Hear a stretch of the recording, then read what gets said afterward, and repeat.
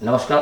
आज हमारा खास कार्यक्रम टॉक शो और मेहमान बतौर हमारे साथ मौजूद हैं रोहित मालेकर, साइबर सेल प्रभारी बालोद, और एक बहुत मुखर चेहरा कहा जा सकता है कि पुलिस विभाग में एक नौजवान एक साइबर को लेकर लगातार, मैं व्यक्तिगत तौर से इनको बहुत अच्छी तरीके से जानता हूं कि इनके लगातार साइबर सेल को लेकर जिस प्रकार के साइबर सेल में जो अपराध बढ़ रहे हैं और लोग इस झांसे में लगातार जो आते हैं उनको जागरूक करने का सोशल मीडिया के माध्यम से लगातार रोहित मालेकर जी एक सोशल मीडिया में हमेशा एक पहल करते रहते हैं, लोगों की बात की समझाई देते रहते हैं कि किसी भी प्रकार के साइबर सेल के जो ठगी करने वाले लोग हैं उस प्रकार के अपराधों को कैसे रोका जाए और लोगों को कैसा समझाया जाए। फिलहाल तो बहुत बहुत नमस्कार आपका हमारे से खास करके हमें समय देने के लिए। दूसरी बात, आज क्योंकि समय ऐसा है, कोरोना काल है, 2 गज की दूरी, मास्क जरूरी, हम लगातार लोगों से भी अनुरोध करते हैं और इस वक्त हम भी मास्क लगाए हुए हैं, तो लोगों से भी हमारी एक अपील है कि मास्क लगाइए, 2 गज की दूरी का हमेशा पालन कीजिए, सैनिटाइजर कीजिए, क्योंकि अब दूरी हमारी थोड़ी दूर है तो हम इस वक्त मास्क निकाल के बात करेंगे। फिलहाल चलिए आपसे लगातार अगर बात की जाए, साइबर सेल को आपका बहुत अब तक अच्छा अनुभव रहा और आप एक युवा जो कहा जाए, एक युवा एक ऐसे प्रभारी आपने बतौर थाना प्रभारी भी दिया आपने, और साइबर को लेकर आपकी बहुत जानकारी, लोग एक आदर्श के रूप में मानते हैं कि रोहित मालेकर जी साइबर को लेकर बहुत अच्छा काम करते हैं। जी मेरा विषय रहा है, ये रुचि का विषय रहा है। जब मैंने शुरुआती दौर पे वर्ष 2008 में मैंने सब इंस्पेक्टर ज्वाइन किया, उसके बाद शुरुआती दौर पे जो बेसिक पुलिसिंग है उस पर हमने काम किया था। धीरे धीरे जब अपराधों में बढ़ोतरी हुई, साइबर अपराधों में बेसिकली जब बढ़ोतरी हुई, तो तब आवश्यकता बन गई है एक साइबर अपराधों में इन्वेस्टिगेशन पे हमारी कुशलता हो, पुलिस की कुशलता हो और हम उस विषय में पारंगत हों, क्योंकि वर्तमान में साइबर अपराध बहुत ज़्यादा बढ़ रहे हैं। इसलिए हम साइबर अपराधों को फोकस करके हम लोगों को अवेयर करने का भी प्रयास कर रहे हैं और इस पे इन्वेस्टिगेशन को थोड़ा स्ट्रॉन्ग करने का भी हम प्रयास कर रहे हैं और लगातार हम सीख रहे हैं। मैंने एक चीज़ और देखी अभी आपकी कि इससे पहले इस हादसे में मैं भी आ गया था। मेरे अभी धर्मपत्नी के पास एक मैसेज आया था और खासतौर पर करोड़पति बने वाला, तो लोगों के बीच में बहुत सारी भ्रांतियां थी और जब आपने इसको सोशल मीडिया में डाला, ये मैं व्यक्तिगत उसका उदाहरण हूँ जो मैंने देखा, और लोग उससे जो जागरूक हुए कि करोड़पति बन रहा है, आप उस पर आपको 25 लाख का इनाम दिया जाए, जिसपे आपने उस कॉन्सेप्ट को लोगों को क्लियर किया और कहीं ना कहीं मैं समझता हूँ कि बहुत अच्छी आपकी सराहनीय पहल रही और कई लोग इस अपराध से और इस प्रकार के जो होने वाले ठगी से लोग बच गए। जी जी जी बिल्कुल। मुझे भी बहुत सारे फोन कॉल्स आते हैं कि जो सोशल मीडिया के माध्यम से साइबर अपराध से बचने के लिए जो हमने मुहिम छेड़ रखी है उसमें फायदा लोगों को हो रहा है। सोशल मीडिया दैट मीन्स जैसे ट्विटर है, फेसबुक है, व्हाट्सएप है, इसके माध्यम से हम मैसेज बनाकर जितने भी सारे वर्तमान में साइबर अपराध घटित हो रहे हैं उनके छोटे छोटे मैसेज बनाकर हम व्यक्तिगत तौर पे जो हमसे जुड़े लोग हैं उनको हम डालते रहते हैं। इसका फायदा ये हो रहा है कि मैसेज, मॉर्निंग मैसेज में वो साइबर अपराध से बचने के जो है टिप्स पढ़ते हैं, तो ऑटोमेटिकली इससे अपराध कम हो रहे हैं, लोगों को इससे फायदा मिलता है। मालेकर जी, मैं एक चीज़ और समझना चाहूँगा आपसे, जनरली अपराध होते हैं और लोग ठगी में शिकार हो जाते हैं, लगातार आप लोगों को जागरूक करने का प्रयास भी आप लगातार करते रहते हैं, लोग लेकिन इस बात को नहीं समझ पाते और मैं आपके माध्यम से लोगों तक संदेश मैं चाहता हूँ कि आप दें कि अगर किसी के साथ ठगी होती है तो किस पहलुओं से वो काम करे और कितनी जल्दी किसकी शिकायत कहाँ जाके वो करे, जिससे हो सकता है उसकी जो नुकसान हो उसकी भरपाई की जा सके। देखिए, साइबर अपराध का से में ठगी मतलब जो अपराध है, ठगी का शिकार कोई भी हो सकता है। ठगी का शिकार अगर आप हो जाते हैं, 2 प्रकार के पहलू हैं उसमें। सबसे पहले तो ये कि अपराध घटित होने से पहले हमारे जो जितने भी सारे हम अवेयरनेस कार्यक्रम चलाते हैं, बेसिकली आप जिस भी जिले में रह रहे हो, निवासरत हो, जहाँ के भी हों, वहाँ की लोकल पुलिस किसी न किसी तौर पे साइबर अपराधों को रोकने के लिए वो एक उन्होंने भी मुहिम छेड़ कर रखा हुआ है और उनके द्वारा भी फेसबुक के माध्यम से और दूसरे मीडिया के माध्यम से भी अवेयरनेस मैसेज लगातार वो चलाते रहते हैं। आप उन मुहिम से उनको जोड़ना चाहिए और लगातार जो मैसेज भेजते हैं उनको ध्यान से पढ़ना चाहिए। अगर आप वो मैसेज प्रॉपरली अगर आप पढ़ते हैं, रीड करते हैं और उनको फॉलो करते हैं तो मुझे लगता है कि आप साइबर ठगी के शिकार नहीं होंगे। दूसरी बात यह है कि जब अगर साइबर ठगी के अपने शिकार आप हो गए तो आपको करना क्या है, बिल्कुल भी आपको घबराना नहीं है। साइबर ठगी के शिकार अगर आप हो जाते हैं तो सबसे पहला काम ये है कि आपको एक टोल फ्री नंबर है जो सेंट्रल गवर्नमेंट ने हमारी जारी की है, वो है 1552 और इसके अलावा एक हमारे पास वेबसाइट है www.cybercrime.gov.in। इस पर लॉगिन करके तत्काल आपको रिपोर्ट करनी चाहिए। नजदीकी पुलिस थाने में आपको जाएं, वहां पे आप रिपोर्ट करें। इसके अलावा आप बैंक में भी जाके मदद ले सकते हैं। मान लीजिए किसी व्यक्ति के साथ ठगी हुई, मान लो कोई व्यक्ति, जनरली क्या होता है ये महिलाओं के साथ, और जी, इस जी। प्रकार को वो माहौल बनाते हैं कि कहीं ना कहीं लोग उनके झांसे में आ जाते हैं। मान लिया जाए कि अगर कोई महिला को और उन्होंने OTP बता दी और उनके खाते से ट्रांजेक्शन हो जी। लिया और ये ठग लोगों ने उनका पैसा ठग लिया, जी। तो कितना समय रहेगा, क्या उनकी जो राशि है अगर वो सही समय में कंप्लेंट करते हैं, क्योंकि लोगों के अंदर एक बहुत सारा जहन में एक मनसा रहती जी, है जी, जी। कि क्या हम अपराध पंजीकृत कराएंगे तो ऐसा ना हो कि पैसा भी हमारा ना आए और हम साले के चक्कर काटते रह जाए। एक मन में लोगों की शंकाएं रहती जी, है। जी। तो क्या एक उम्मीद रह सकती है कि अगर वो सही समय में सही तरीके से शिकायत दर्ज करवाए जी। तो उनका पैसा गवर्नमेंट रिफंडेबल करेगी, क्या ऐसा क्या नियम रहता है? जी, इसके पीछे नियम है। जितने भी सारे जो इलेक्ट्रॉनिक वॉलेट्स हैं जिनके माध्यम से ठगी होती है, जिसको हम पॉस ट्रांजेक्शन होता है, उन ट्रांजेक्शंस में जो फ्रॉडलेंट ट्रांजेक्शन होता है, उसमें RBI की गाइडलाइन के मुताबिक 72 आवर्स का एक टाइम पीरियड है।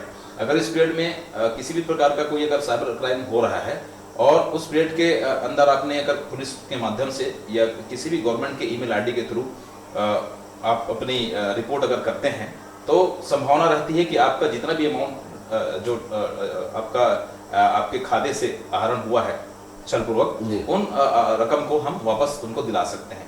इसलिए कोशिश ये करनी चाहिए कि अगर आप साइबर क्राइम के शिकार हो गए हो तो बिना घबराए सबसे पहले आपको 15 बाउंड 60 पे आपको फोन लगाना चाहिए और किसी भी नजदीकी पुलिस स्टेशन में या साइबर सेल में जाके तत्काल आपको रिपोर्ट करनी चाहिए, क्योंकि हमारा उद्देश्य ठगी के पश्चात हमारा जो पैसा होता है, जो छलपूर्वक हमसे हमारे खाते से आहरण किया जाता है, उस पैसे को रोकना हमारी पहली प्राथमिकता है, उस ट्रांजेक्शन को रोकना।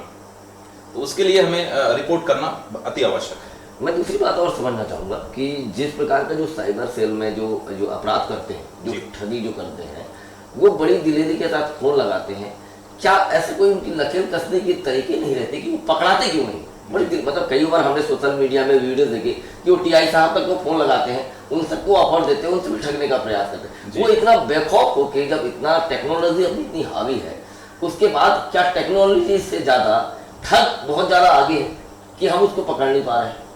देखिए भाई साहब, इसमें ये है कि आपने देखा होगा अभी जो फेक फेसबुक अकाउंट बनाने का और पैसे मांगने का संबंधी क्राइम बहुत ज्यादा हो रहे थे कुछ समय पहले। जी जी।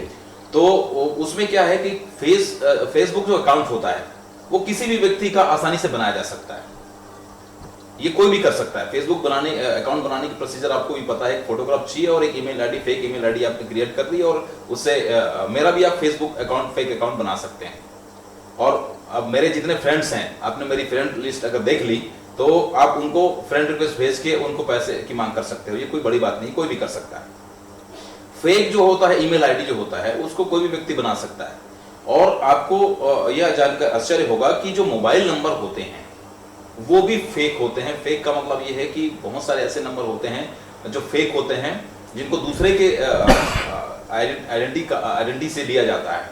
जैसे बेसिकली अगर मैं आपको बताना चाहूँ तो वेस्ट बंगाल के कुछ ऐसे एरियाज हैं जहाँ पे फेक सिम जो है बिकते हैं और आधार कार्ड भी, फर्जी आधार कार्ड वहाँ पे बनाए जाते हैं और वहाँ से सप्लाई होते हैं ऑल इंडिया में। बेसिकली जामताड़ा एरिया, जिस एरिया को हम साइबर क्राइम का हब कहते हैं, इसके अलावा अभी गाजियाबाद है और साथ ही साथ अभी जयपुर के एरिया का कुछ पार्ट इसमें अभी शामिल हुआ है। जो मेवात, हरियाणा का मेवात है, नूह है, ऐसे जगहों पे साइबर क्राइम ने अभी अपना पैर पसारा है। तो यहाँ पे बेसिकली ये क्या है कि फर्जी सिम कार्ड और फर्जी आइडेंटिफिकेशन का ये लोग उपयोग करते हैं, जिससे कारण आसानी से पुलिस इन तक नहीं पहुंच पाती। यही कारण है कि ये दबंगाई से फोन कॉल्स करते हैं और आपको डराते धमकाते हैं और पुलिस उन तक नहीं पहुंच पाती आसानी से। ऐसा नहीं कि पुलिस उन तक पहुंच नहीं पाती, पुलिस को पहुंचने में समय लगता है, उन तक पहुंचने में। और समय के साथ हमने बहुत सारे अपराधियों को हमने पकड़ा भी है और आज बहुत सारे अपराधी ऐसे हैं जो जेल के सलाखों के पीछे भी हैं। जैसे अभी आपने कहा, मैं हालांकि ये सवाल थोड़ा अलग सा है मेरा, कि जैसे अभी आपने बहुत सारे मेरे को नाम गिनाए कि यहाँ पे ऐसे अपराध है, जैसे वेस्ट बंगाल की आपने बात करी और बहुत सारी आपने जगह बताई जहाँ पे जो जाली सिम के नाम से एकदम धंधा चल रहा है, लोग लगातार काम कर रहे हैं। सब होने के बाद, क्योंकि एक तरफ सरकार बोलती है, एक तरफ गवर्नमेंट ये कहती कि आप कैशलेस की ओर अग्रसित हुई। जी बिल्कुल, लोग स्वीकार कर रहे हैं, कैशलेस की ओर जा रहे हैं, लेकिन एक गलती उसकी पूरे भविष्य की रकम अगर ठग ले जाए तो आपको लगता नहीं कि हम चूंकि भारत जो हमारा देश है ये कितना डेवलपमेंट है, अब लगातार सरकार चाह रही है, लोग आकर्षित हो रहे हैं, लेकिन अगर इस प्रकार की ठग होती है, जैसे आपने भी कहा कि जानते हैं, लेकिन अगर इस प्रकार के ठग अगर लगातार हावी होते रहेंगे और लोगों की रकम अगर जिंदगी कमाई ऐसी चली जाएगी तो लोगों का जो विश्वास है वो कहीं ना कहीं तो टूटेगा। जी, बहुत अच्छा सवाल किया आपने। इसमें यह है कि जैसे अपराध जिस प्रकार की चीजें बढ़ती हैं सोसाइटी में, जब कोई चीज बढ़ती है तो उस पर कहीं ना कहीं पॉजिटिव चीजों के साथ साथ नेगेटिव चीजों में भी इजाफा होता है। जैसे मैंने बताया कि साइबर क्राइम भी लगातार बढ़ रहा है क्योंकि हम डिजिटाइजेशन की ओर जा रहे हैं। जैसे कैशलेस ट्रांजेक्शन की हम लगातार बढ़ रहे हैं, तो चूंकि लगातार अब हम क्या करते थे, एक समय था, एक दौर था जब हम क्या करते थे, हम रुपयों बटुए में हम कैश रखते थे और उससे हम शॉपिंग करते थे। लेकिन आज प्लास्टिक कार्ड का जमाना आ गया है, डिजिटाइजेशन का जमाना आ गया है। हम क्या करते हैं, कार्ड से शॉपिंग करते हैं, स्वेप मशीन हमारे पास अवेलेबल है। इसके अतिरिक्त हमारे पास पेमेंट वैलेट्स हैं। वैलेट्स में हम क्या करते हैं, सीधे हम जाके हमने मोबाइल में हमने वैलेट्स रखा हुआ है और स्कैन करके हम पेमेंट कर देते हैं। तो लगातार क्या है, हमारा जो मोड ऑफ ट्रांजेक्शन है वो बदल रहा है। तो चूंकि ये सब डिजिटाइजेशन में नई नई चीजें हमारे पास आ रही हैं, ये जो नई टेक्नोलॉजी है उसका उपयोग जब हम उसका लाभ लेने के लिए कर रहे हैं और उसका फायदा हमको जितने स्तर पर मिल रहा है, उसका दुरुपयोग भी जो साइबर ठग है वो कर रहे हैं। वो इसमें जो निगेटिव चीजें हैं कि यहाँ पे किस तरह से लोगों को हम ठग सकते हैं, एक अलग तरीके से एक नए पैतरे ईजाद करके फिर वो क्या कर रहे हैं, लोगों को इसका निशाना बना रहे हैं। तो ये है कि जब इस प्रकार की डिजिटाइजेशन बढ़ेगा तो डिजिटाइजेशन में अपराध भी होंगे और अपराध को रोकने के लिए जो है पुलिस भी तैयार है, हम लोग भी लगातार तैयार हैं और हम प्रयास भी कर रहे हैं। और इसमें नेशनल लेवल पे, स्टेट लेवल पे, हमारे डिस्ट्रिक्ट लेवल पे और पुलिस स्टेशन लेवल पे अगर हम देखें तो बहुत सारी कार्रवाई हम करते भी हैं और इसमें कुछ हद तक हमने काबू भी पाया हुआ है। मालेगांव जी, मैं आपकी बात तो आपने पूरी बातों को स्पष्ट कर भी दिया और आपने ये भी कहा कि ठग किस प्रकार का करते हैं, सरकार कैसे काम कर रही है, पुलिस प्रशासन से बेहतर काम कैसे कर रहा है, लगातार ठगों को पकड़ा जा रहा है। मैं एक बात और समझना चाहूँगा कि आप एक बात और जनता को ये बता दीजिए कि साइबर सेल जो काम करता है और ठग जिस नियम को फॉलो करते हैं और जिसमें लोग फंसते हैं, तो लोगों को क्या सावधानी बरतनी चाहिए कि लोगों को यह भी पता होना चाहिए कि ठग किस प्रकार का उनको ठगा जाएगा, और आप पूरी इस बारे जानकारी से आप वाकिफ हैं, तो लोग कैसी सावधानियां उनको बरतनी चाहिए जो उन ठग के बहकाव में ना आ पाए। जी बिल्कुल, मैंने सबसे पहले जो बताया आपको कि हमारे नेशनल लेवल पे है, स्टेट लेवल पे और डिस्ट्रिक्ट लेवल पे भी बहुत सारे अवेयरनेस कार्यक्रम हम साइबर क्राइम को लेकर हम करते हैं। सारी जनताओं से मैं यही कहना चाहूँगा, जो भी इस कार्यक्रम के माध्यम से मुझे देख रहे हैं, सुन रहे हैं, उनसे मेरी एक अपील भी है इस कार्यक्रम के माध्यम से, इस वीडियो के माध्यम से, आपको पुलिस से जुड़ना पड़ेगा। पुलिस से जुड़ने का तात्पर्य यह है कि आप डायरेक्ट आप जुड़ने का मतलब ये है कि आप सीधे सीधे सोशल मीडिया के माध्यम से आप पुलिस से जुड़ जाइए। कहीं ना कहीं पुलिस, हर जिले की पुलिस साइबर अपराधों को लेकर कोई ना कोई अवेयरनेस कार्यक्रम चलाती है। आप रूटीन में एक मैसेज देखिए, आपको कुछ नहीं करना है, बस एक ही मैसेज देखना है, उसको प्रॉपर तरीके से पढ़ना और फॉलो करना है। टेक्निकली हो सकता है कि हम स्मार्ट ना हो या हमको टेक्निकल या तकनीकी की हमको जानकारी ना हो, इसलिए हो सकता है कि हम ठगी के शिकार हो सकते हैं, लेकिन हम एहतियात बरत के ऐसे अपराधों को अपने साथ घटित होने से रोक जरूर सकते हैं। इसलिए आपको अधिक से अधिक जागरूक होना है। कारण उसके पीछे ये है कि जितने भी सारे साइबर अपराध होते हैं उसके जो आरोपी होते हैं वो हमारे आसपास होते नहीं। जितने भी परंपरागत अपराध होते हैं, जैसे कि किसी ने किसी व्यक्ति को गाली गलौज कर दिया, सामने है व्यक्ति, जानते हो आप उसके खिलाफ जाके थाने में रिपोर्ट आप कर सकते हो, उस व्यक्ति को पकड़ के उसके ऊपर कार्रवाई कर सकते हैं। लेकिन साइबर अपराध ये है कि इंटरनेट के माध्यम से जितने भी सारे क्राइम होते हैं उन अपराधों को हम साइबर अपराध कहते हैं। मोबाइल फोन, टेलीफोनिक माध्यम से होने वाले अपराध, तो ऐसे अपराधों में जो क्राइम करता है जो व्यक्ति, जो साइबर अपराधी होता है, वो इस जगह पे नहीं है, वो कहीं दूर बैठा हुआ है। हो सकता है वो दूसरे स्टेट में हो सकता है अदर जो है कंट्री में हो, वो दूसरे राज्य में भी हो सकता है। तो ऐसी स्थिति में उसको तत्काल पकड़ा नहीं जा सकता, उस पर प्रॉपर जो टेक्नोलॉजी की मदद लेके उसको हमको पहले खोजना पड़ता है, ढूंढना पड़ता है, उसके बाद उसको ट्रेस आउट करके उस तक हम टीम भेज के ही उसको पकड़ सकते हैं। लेकिन सबसे इंपॉर्टेंट चीज हमारी ये है कि हम जो हमारी जो खून पसीने की जो कमाई है, जिसको साइबर अपराधी ठगी करके हमारे खाते से आहरण कर लेते हैं, इसको बचाना जरूरी है। इसके लिए आपको सावधान होने की जरूरत है, सतर्क रहने की जरूरत है। आपको लगातार पुलिस से, सोशल मीडिया के माध्यम से जुड़ के उसके द्वारा चलाए जा रहे अवेयरनेस कार्यक्रम से जुड़ने की जरूरत है। और अगर आप ऐसा कर लेते हैं तो मुझे लगता है कि आप लगभग 80 से 90% हम साइबर क्राइम को हम रोक पाएंगे। मतलब सीधी तरीके से ये कहा जा सकता है कि अगर व्यक्ति सतर्क, जागरूक और पुलिस प्रशासन के साथ अगर समन्वय बनाता है जी बिल्कुल। तो इस अपराध को लगभग अंकुश लगाया जा सकता है। तो बहुत ज्यादा जरूरी है लोग सावधान रहें, सतर्क जी। रहें और इस प्रकार के अगर कोई प्रलोभन देता है तो ऐसे जी। प्रलोभन में ना फंसे। जी। इसलिए अपन बहुत सारी इस बातों में बात कर ली, चूंकि आप जी। थाना प्रभारी भी रहे। जी, जी, बिल्कुल। बहुत सारे आप यहाँ से पहले गुंडर देवी थाना प्रभारी थे। जी, जी। और आप हमेशा आप एक तस्वीर रही है कि इस सिस्टम को बदल के वहाँ के अपराधों को अंकुश लगाने का आपका जो अंदाज रहा है, जी। क्योंकि मैं बहुत करीब से भी आपको जानता हूँ, व्यक्तिगत मैं आपसे बहुत परिचित हूँ। जी, जी। तो आपकी छवि से बहुत अच्छे से वाकिफ हूँ, क्योंकि जैसे ही आप गुंडर देवी पहुंचे थे मुझे जानकारी जी। है कि आपने जिस प्रकार वहाँ पे जुआ और सट्टे पे जो नकेल कसी थी, जी। ये कहीं ना कहीं चैलेंजिंग रहता होगा। जी जी जी बिल्कुल बिल्कुल। एक्चुअल में क्या है कि हम जो पुलिसिंग करते हैं वो बेसिक जो पुलिसिंग है हमारी वो थाने से ही शुरू होती है। और थाने में जब हमारी स्थापना होती है तो एक अवस्था भी होती है। सबसे पहले हम थाने के एरिया को देखते हैं, समझते हैं कहाँ पे किस चीज़ की अवस्था है, किस प्रकार की पुलिसिंग हमको वहाँ करनी है। जहाँ जिस प्रकार की पुलिसिंग की अवस्था होती है हमको वहाँ पे करना होता है। हमको लगता है कि किस दिशा में क्राइम बढ़ रहा है, उस दिशा को हम फोकस करके करते हैं। बेसिकली आज के दौर पे जो समाज को प्रभावित करने वाले जो चैलेंजिंग जो क्राइम्स हैं, बेसिकली जैसे आपने बताया जुआ सट्टा है, ये इसके अलावा वुमेन्स रिलेटेड क्राइम, महिलाओं से संबंधित अपराध है, बच्चों से संबंधित जुड़ा अपराध है, ये हमारे लिए बहुत चैलेंजिंग विषय होता है। संवेदनशील मानते हैं हम इन अपराधों को। तो ऐसे अपराधों को बेसिकली हम जो है चैलेंज के रूप में स्वीकार करके उनका निपटारा करते हैं। एक चीज और है, ये लगातार युवा जी नशे की ओर अग्रसर जी देश, जहां हम तस्वीर बदलने, क्योंकि भारत युवाओं का देश जी। है और युवा ही देश की तस्वीर बदलेंगे।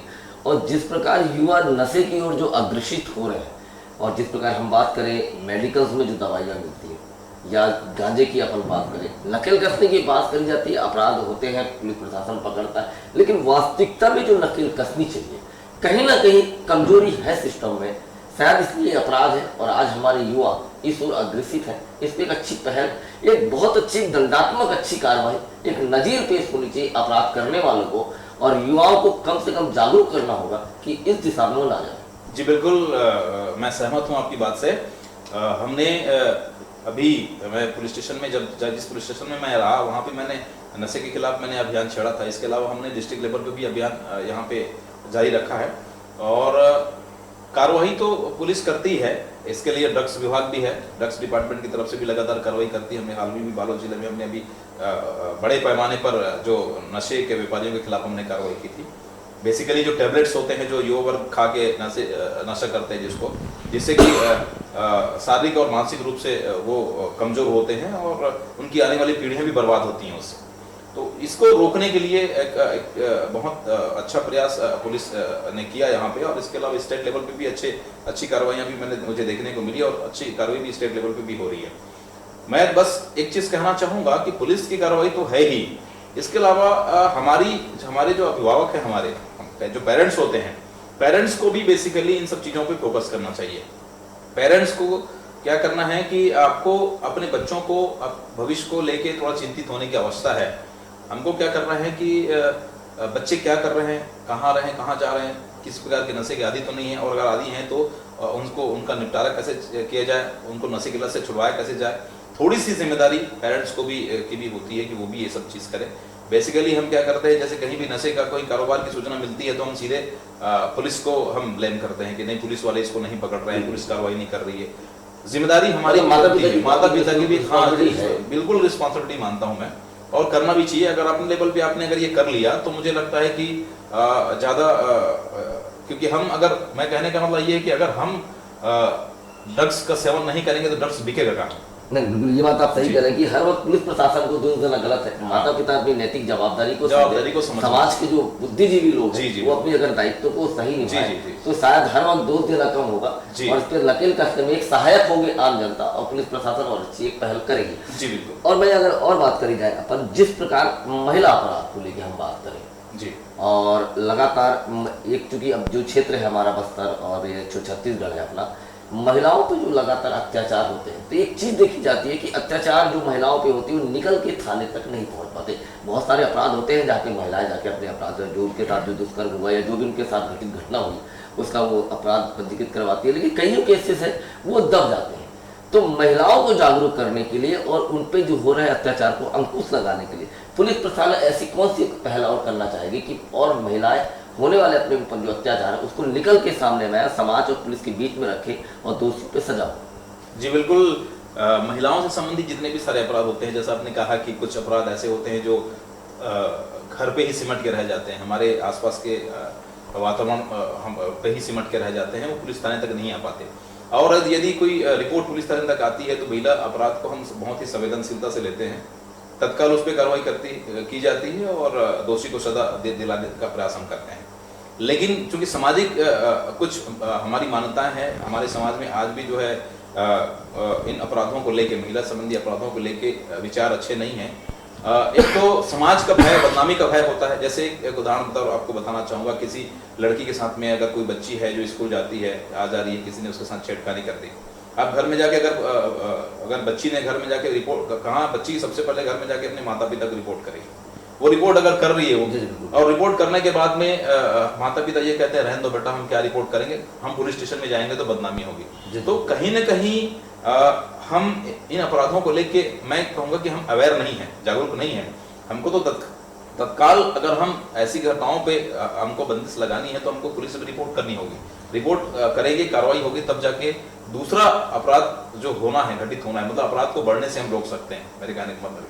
तो अपराध को शुरुआत में ही दबा देना सबसे अच्छी बात होती है, बजाय इसके कि वो बढ़े और बढ़ने के बाद हम उस पर लगाम लगाने का प्रयास करें। जब घटना हो जाएगी, अपराध हो जाने से पहले अपराध को रोकना ज्यादा बेहतर समझता हूँ, बजाय इसके कि अपराध घटित होने के बाद आरोपी को सजा दिलाई जाए। हम अपराध ना हो इस दिशा में कार्य करें, यह बेहतर है। आदर्श थाना लगातार बात करें, यानी पुलिस प्रशासन के आला अधिकारी अपने सब बात बोलते हैं कि हम आदर्श थाना खोल रहे हैं। आदर्श जो थाना खोला जाता है उसकी अहम पृष्ठभूमि क्या है? देखिए, आदर्श थाने का मतलब ये है कि वो आम जो जनता है उसकी अपेक्षाओं पे खरा उतरे। मैं शॉर्ट शब्दों में कहूंगा, मतलब पुलिस और जनता के बीच का समन्वय अच्छा हो, संकोच रखे अपनी बात को पुलिस स्टेशन में रख सकें, और एक ऐसा माहौल व्यक्ति को वहां पे मिले जिससे उसको निर्भीक होकर, कोई भी व्यक्ति जो आम नागरिक है, अगर उसकी कोई समस्या है तो निर्भीक निसंकोच होकर अपनी समस्या जाके पुलिस स्टेशन में बता सके और आपराधिक घटनाओं पे और उसकी समस्याओं को सुनकर सही तरीके से उन आपराधिक घटनाओं पे हम लगाम लगा सकें। यही आदर्श थाना है, मैं ये कहता हूँ।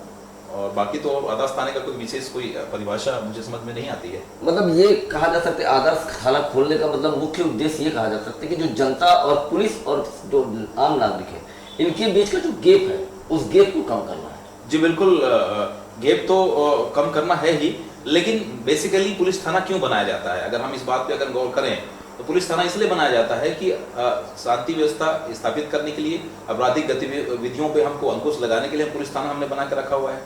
और कहीं ना कहीं पुलिस अपनी कार्रवाई के दौरान, जब पुलिस कोई भी कार्रवाई करती है किसी भी आपराधिक तत्वों पर, तो उसके ऊपर कहीं ना कहीं किसी बात को लेकर उंगली उठाई जाती है कि इसमें कार्रवाई सही नहीं हुई, ये सही काम नहीं हुआ, पुलिस द्वारा गलती की गई।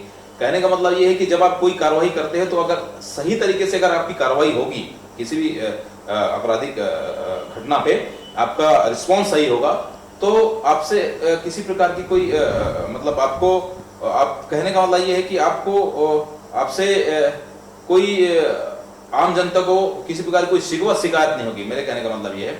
और जब आम जनता संतुष्ट हो जाएगी आपकी कार्रवाई से, तो आप अपने आप में आदर्श हो जाओगे। यही आदर्श थाना है। एक खौफ रहता है, देखिए जनरली एक रहता है कि हर व्यक्ति थाना नहीं जाना चाहता। मतलब आदमी थाना, निश्चित उसकी परिभाषा है कि हर अपराध को आपके साथ होने वाले किसी भी चीज कोई घटना होती है उसके लिए पुलिस प्रशासन मौजूद है, लेकिन जो आम जो नॉर्मल व्यक्ति होते हैं वो थाना घुसने के लिए डरते हैं। तो मैं समझ सकता हूँ कि आदर्श थाना इसी बात को परिभाषित करता है कि आप आएंगे और पुलिस प्रशासन का जो रवैया, क्योंकि लोग, एक डर है लोगों के अंदर कि पुलिस का रहो, पुलिस वाले को देख लिए मतलब भय, डर जाते हैं थोड़ा सा। लेकिन ये जो बीच का सामंजस्य बैठाला जा रहा है, नॉर्मल व्यवहार, अच्छा व्यक्ति, तो जब वो घुसता है तो अच्छा उसका तो बिहेवियर, तो जब वो घुसेगा तो निसंकोच घुसेगा कि हम टीआई साहब तक पहुंच रहे हैं, अपनी बात को रखेंगे तो टीआई साहब एकदम दोस्ताना हमारे से व्यवहार करेंगे। इन चीजों में बड़ा अंतर है। अगर आप उसे थोड़ा सा उग्र बात कर देंगे तो डर की मारे दोबारा थाना नहीं आएगा, ऐसे बहुत सारे अपराध को डर की बैठ जाएगा। अगर आप अच्छा बिहेवियर करते हैं तो बिल्कुल खुल के आएगा कि साहब को अगर हम बात बताते हैं तो बेहतर है, साहब हमारा अच्छा उसको वो कर ले, तो कहीं ना कहीं ये बात होती होगी। नहीं, मैं इसमें ये कहना चाहूँगा कि जैसे खौफ का मतलब क्या है? खौफ का मतलब ये है कि आपकी अज्ञानता। खौफ मतलब जो व्यक्ति जो थाने के बारे में नहीं जानता, थाने के सिस्टम को नहीं समझता, अपने अधिकारों के बारे में नहीं जानता, कानून को नहीं समझता, वो व्यक्ति डरेगा। अब मैं आपको एक छोटा सा उदाहरण दे रहा हूँ। आप पत्रकार हैं, आप किसी पुलिस थाने में जाने से डरते हैं क्या?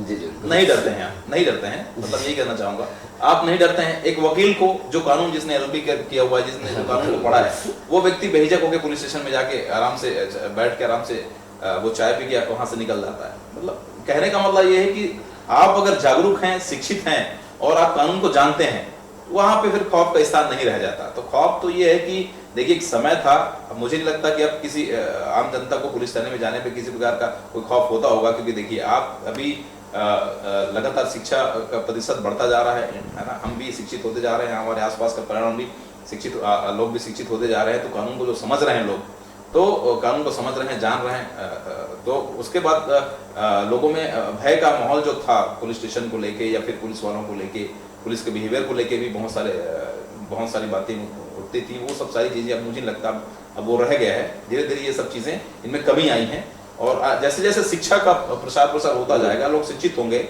और अपने अधिकारों को, कानून को जानेंगे, उसके बाद से ये और इसका जो है वो स्तर कम होगा। लगातार सड़क दुर्घटना जिस प्रकार होती है जी, तो प्रशासन, पुलिस प्रशासन के आला अधिकारी अब ये बोलते हैं कि अगर कोई घायल है, अगर उसको पहुंचाया जाता है तो जैसे भी शायद 5,000 रुपये का इनाम दिया जी, जाएगा बिल्कुल, उनको, और किसी भी प्रकार का पहुंचाने वाला जो आदमी है, जो सहयोग करता है, उस पर वो नहीं होगा, उनको किसी प्रकार की पेशी नहीं जाना पड़ेगा। तो निश्चित रूप से ये माना जा सकता है कि लोगों में थोड़ी एक वो आ रहा है कि जिस प्रकार घटनाएं, क्योंकि कई बार ऐसा होता है कि एक्सीडेंट हो गए, लोग डरते हैं थाने में पहुंचाने के लिए, वहाँ अस्पताल पहुंचाएंगे, एफआईआर होगी, पेशी हमारी होगी। अब ये थोड़ा सा भय में अंतर आ रहा है, लोग अब निसंकोच होकर पहुंचा रहे हैं। कई सारे ऐसे हैं, लोगों की जान बच रही है। जी जी जी। हाँ, वो जो कॉन्सेप्ट है वो है गुड समैरिटन का। गुड समैरिटन दैट मीन्स एक अच्छे इंसान, उसका शाब्दिक अर्थ अपन कहें तो गुड समैरिटन का मतलब एक अच्छा इंसान होता है।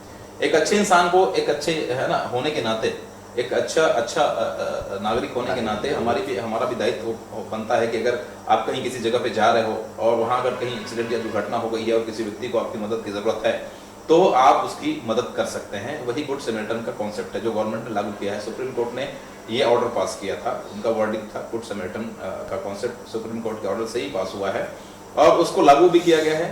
उत्साहित करने के लिए लोगों को 5,000 रुपए का इनाम राशि भी दिया जा रहा है। इसके अलावा भय इस बात का था कि कहीं हम किसी व्यक्ति को, अगर कोई व्यक्ति बेहोश पड़ा है रोड पे, हम उसको उठा के, अगर हमने उसकी मदद की और हम उसकी मदद करके हम ले जाते हैं, मदद करने हॉस्पिटलाइज करते हैं उसको, तो वो कहीं हम पुलिस के हमारे खिलाफ पुलिस कार्रवाई ना कर दे, हमको विटनेस बताओ पेश ना करे कोर्ट में हम बार बार क्यों जाएं, और बार बार जाने से हमारा जो है समय खराब होगा और पुलिस बार बार हमको बुलाएगी पूछताछ करने के लिए, पुलिस स्टेशन में जाना पड़ेगा।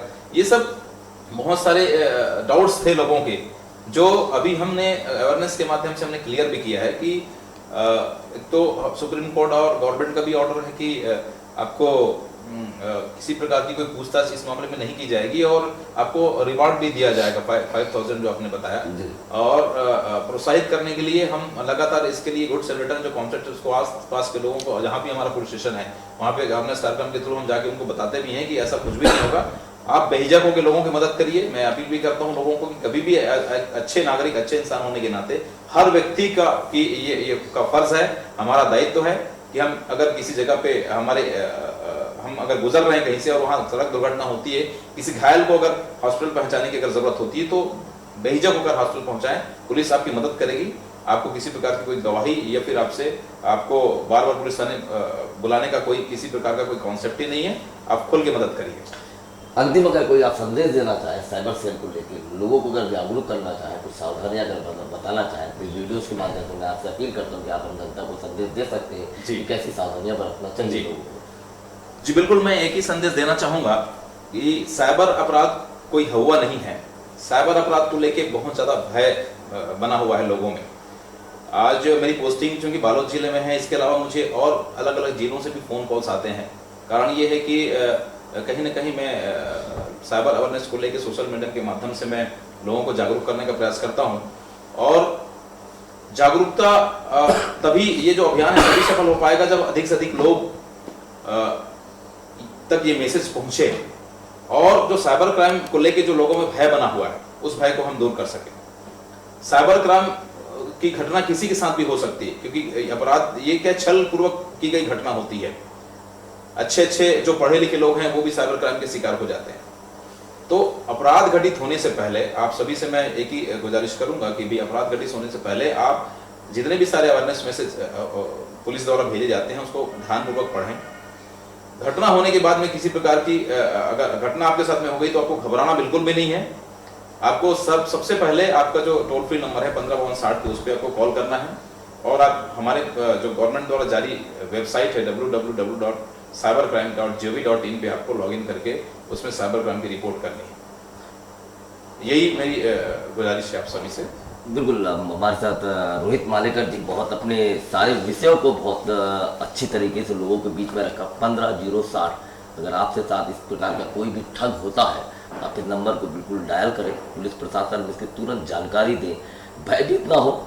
सतर्कता, सावधानी, पुलिस प्रशासन का समन्वय, ये तीनों चीज़ें हैं जो आप इन ठगों जैसे लोग अगर आपसे ठग करते हैं जिन पर नकेल कसना है और आप अपनी पर बचा कमाई हुई जिंदगी भर की पूंजी को सुरक्षित रख सकते हैं। आपकी सावधानी, आपकी सतर्कता ही बहुत बड़ी है। और रोहित मालेकर जी ने सारी चीज़ों को, सारी बिंदियों को स्पष्ट कहा। हम भी आपसे अपील करते हैं, सतर्क रहें, सावधान रहें, प्रशासन के द्वारा जो भी दिशा निर्देश दिए जाते हैं उसका पालन करें। बहुत बहुत धन्यवाद, आपने हमको कीमती समय दिया। नमस्कार।